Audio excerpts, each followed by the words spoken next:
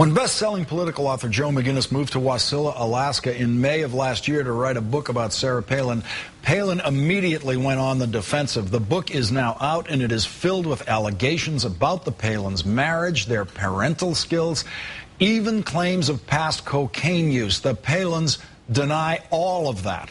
Author Joe McGinnis talked exclusively with Today Show's Savannah Guthrie. From the moment she stepped onto the political stage, Sarah Palin has been a force. They say the difference between a hockey mom and a pit bull?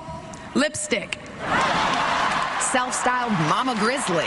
You no doubt don't want to mess with moms who are rising up. Reality TV star. Her large family fascinating the country with its dramas, babies, and feuds. I hear he goes by the name Ricky Hollywood now. But now a controversial new book takes aim at the image Palin projects to the world. The Rogue, a 318-page takedown of Palin by best-selling author Joe McGinnis, paints a scathing portrait of the woman who could have been vice president. An utter fraud. An absolute and utter fraud. You call her a 10th grade mean girl. Oh, that's, those are kind words compared to a lot of what you would hear in Wasilla today.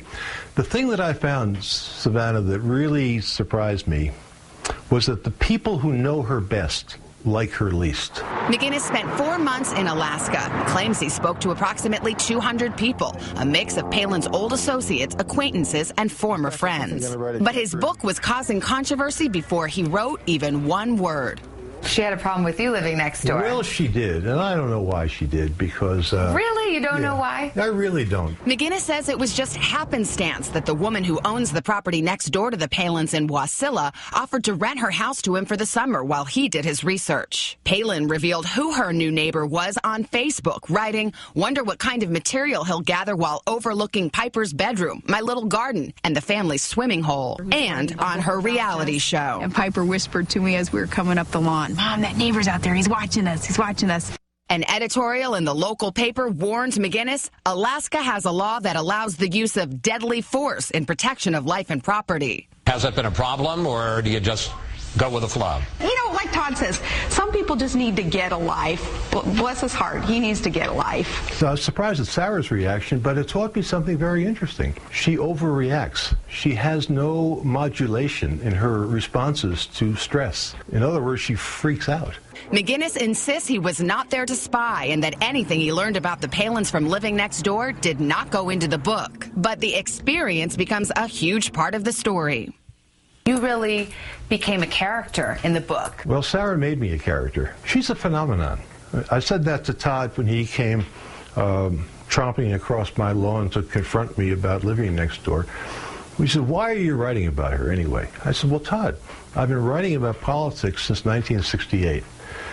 Your wife is a phenomenon. There's been no one like her in American politics before, no one who's come from nowhere to get so far." In a statement to NBC News, Todd Palin writes that McGinnis is a man who, quote, traffics in innuendo and falsehoods and spent the last year interviewing marginal figures with an axe to grind in order to churn out a hit piece to satisfy his own creepy obsession with my wife. But McGinnis says talking to those who knew Palin convinces him there is much less than meets the eye. He accuses the famed hockey mom of using her children as props and reports she was not much of a mother at all. People who've known that family for the entire period of time that those children were growing up told me in ways that I found very believable that Sarah Palin was virtually non-existent as a mother. McGinnis describes a rocky Palin marriage, with Todd and Sarah fighting incessantly and threatening divorce, something they've denied in the past. Another bombshell, McGinnis writes that both Todd and Sarah have used cocaine in the past, a claim that has not been verified. How do you substantiate something like that? Well, you talk to somebody who snorted it with her.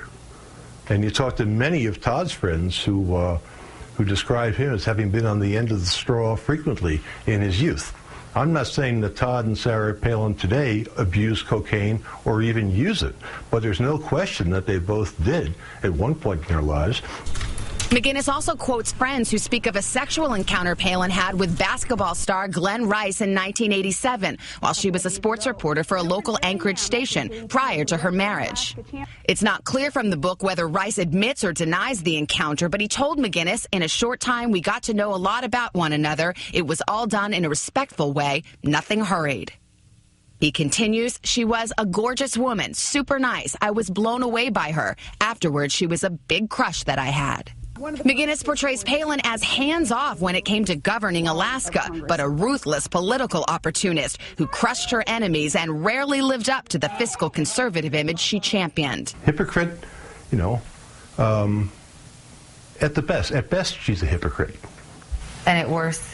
At worst, she's a vindictive hypocrite. McGinnis says the Palin enemy list in Alaska is long, but acknowledges he talked to few friends. Do you think you were fair to her in the book? I think I was as fair as I could possibly have been, given the fact that she told all the people who were closest to her not to talk to me. Now, as Palin tantalizes supporters with travel to early primary states, many wonder just what are her political intentions. Polls, they're for strippers and cross-country skiers. McGinnis says everything he learned about Palin convinces him she won't run. I think she's going for the easy money. She's going to take the path of least resistance. I don't think that she's going to run for president. I didn't have to move into the house next door to figure that out. If you'd like to hear more from Todd Palin about the book, his entire statement to NBC News is available on today.com.